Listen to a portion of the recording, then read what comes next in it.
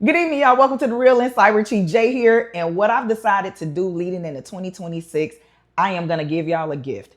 I am going to help you walk into the industry. So I'm going to create a series on everything that you should be doing to break into the industry. Now, is this 100% guaranteed? It all works if you work it. So with that being said, let's go ahead and get started. Y'all, before we get started, what I want to ask y'all to do is make sure y'all go and look at all my long form content. My shorts are blowing up. However, my long form content ain't getting as much love, but the real game is in the long form content, y'all. And this also determines whether or not I'm gonna continue to keep doing long form content. Because if I'm gonna do this series, that means that the content is gonna be a little bit longer.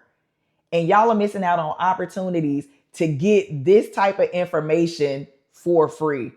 Because some of this information I put out here, some people are charging a lot of money for it. I'm just being honest. So with that being said, go and look at my long form content, y'all. Make sure y'all looking at all of my videos and make sure you're taking notes because this is going to help y'all out a lot. Is the resume. Let's go ahead and get into it. You need to be able to translate said credentials and information onto your resume using that job description. Now, a lot of y'all, I know y'all are AI heavy and AI driven and AI happy. I'm telling you right now, especially if you're trying to work for the government, get a real resume writer to help you out. Get a recruiter to help you out. Get a hiring manager to help you out. A lot of these hiring managers are sitting right on LinkedIn, and y'all are ask more people on social media versus the people who actually hire you. Hey, here's my resume. This is what I'm trying to do. Am I competitive for this particular position?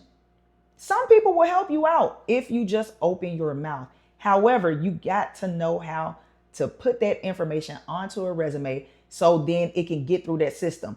Some people have systems to look at all of these resumes. Some people actually look at them. I looked at every single resume when it came to people I hired. I didn't use a machine. I didn't use a system. I did it myself. Because being in the industry as long as I have, I knew what I was looking for.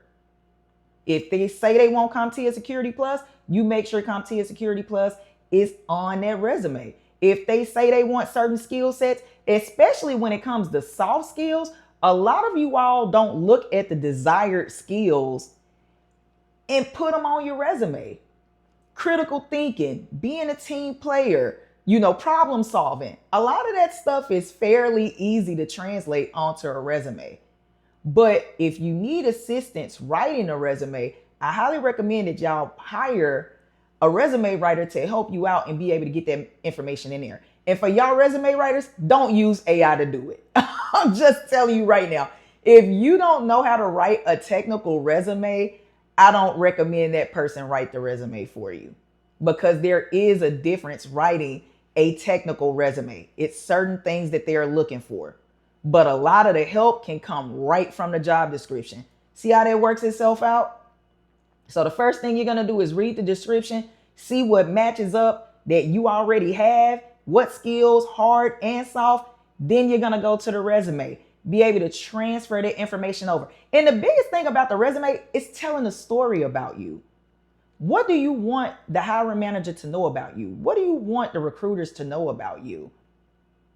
If you've already been in the industry, and even if you've been in college and never been in the industry, what have you done up to this point to show them that you're the best candidate for this job? Like y'all young folks like to say, this is y'all time to pop it, okay? This is your time. Now, there's a fine line between confidence and arrogance. However, this is your time to show them that you are the best for the position. The resume gets you to the interview. The interview can potentially get you the job. You're the person that's going to get you through the interview. And I'm going to talk about that in another video. However, the resume is critical. Y'all do basic stuff on these resumes, fly by night, no real personality, no anything. And then you expect to be hired for a job. It doesn't work that way. I tell people to do this. If you've worked in the industry, what role you worked in, what did you do while you were there to improve any process, any procedure, if you saved them money, you came up with an idea, put all of that in your resume. I know a lot of people be like, oh, one-page resumes are the best X, Y, Z. If it has to go to 2 pages, release them. I'm just going to put it like that. Release them. Do what you need to do in order to capture as much as you possibly can onto that resume so they can see that you are a credible and a potential strong candidate for this job. It's simple as that. Like, it's really not hard to be able to transfer your information. Make sure y'all subscribe, because I feel like y'all missing out on a lot of game if y'all don't subscribe to my channel. This is not a place to go type of situation, okay? You get 4-course meals at The Real in Cyber. So make sure y'all subscribe. If y'all have any questions, make sure y'all drop them in the comments. I am going to drop some recommendations, especially when it comes to resume writers, one for federal resumes, one for contractor and federal resumes that can possibly help y'all out if y'all are stuck in the resume area. But other than that, that's it. Y'all have a good night.